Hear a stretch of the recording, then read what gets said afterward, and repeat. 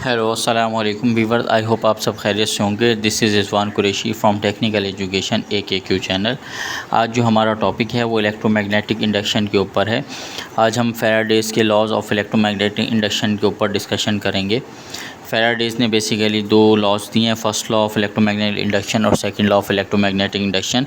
मैं उम्मीद करता हूं कि at the end of this video आपके बहुत सारे कॉन्सेप्ट्स क्लियर हो जाएंगे।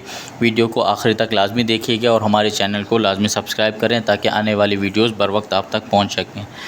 फैराडेज़ के लॉज के मुताबिक जब कोई कंडक्टर किसी मकनातीसी फील्ड को कता करता है तो इस कंडक्टर में EMF प्रोड्यूस हो जाती है, जैसा कि शक्ल से दिखाया जा रहा है। किसी कंडक्टर में पैदा होने वाली EMF की इस हालत को इलेक्ट्रोमैग्नेटिक इंडक्शन कहते हैं।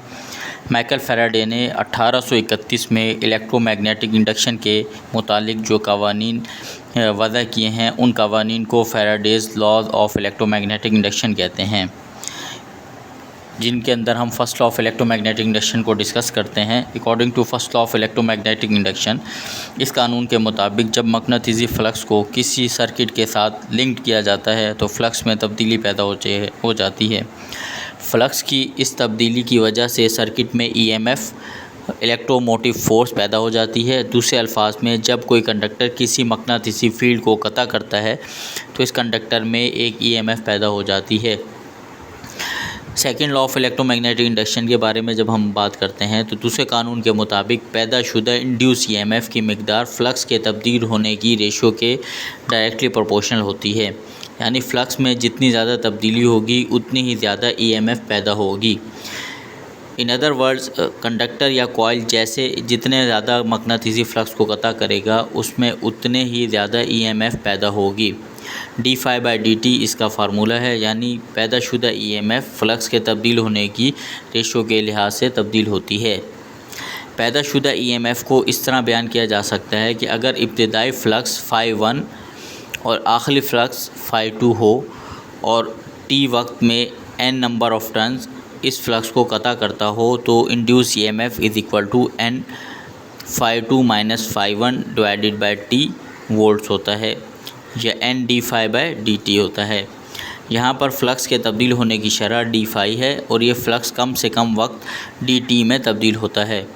चुनांचा इक्वेशन बन जाएगी E is equal to d∅dt into n। हम जानते हैं कि फैराडेज़ के कानून के मुताबिक एक n टर्न्स पर मुश्तमिल कॉइल में से जब करंट गुज़रती है तो उस कॉइल में फ़्लक्स पैदा होता है जो कॉइल की हर टर्न या कॉइल के हर चक्कर के साथ लिंक करता है, जिसकी वजह से इस कॉइल में मदरजा झैल EMF पैदा होती है, जिसको हम E is equal to n d∅dt कहते हैं। सेल्फ़ इंडक्टेंस किसी कॉइल की वो खासियत जिसकी वजह से ये कॉइल अपने अंदर से गुज़रने वाले करंट या फ्लक्स में कमी या पेशी की मुखालफत करता है, उसे सेल्फ़ इंडक्शन कहते हैं।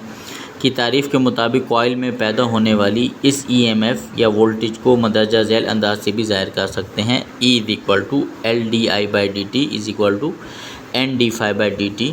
L जो है डायरेक्टली प्रोपोर्शनल है n के। याद रहे कि करंट और फ्लक्स डायरेक्टली प्रोपोर्शनल होते हैं। फ्लक्स में तब्दीली मदरजा झैल तरीक़ों से पैदा की जा सकती है। मकनातीसी फील्ड रेस्ट में हो और कंडक्टर या कॉइल को इस फील्ड में घुमाया जाए, इस तरीके से पैदा होने वाली EMF को डायनामिकली इंड्यूस्ड EMF कहते हैं। DC जनरेटर में यही उसूल कार फरमा होता है।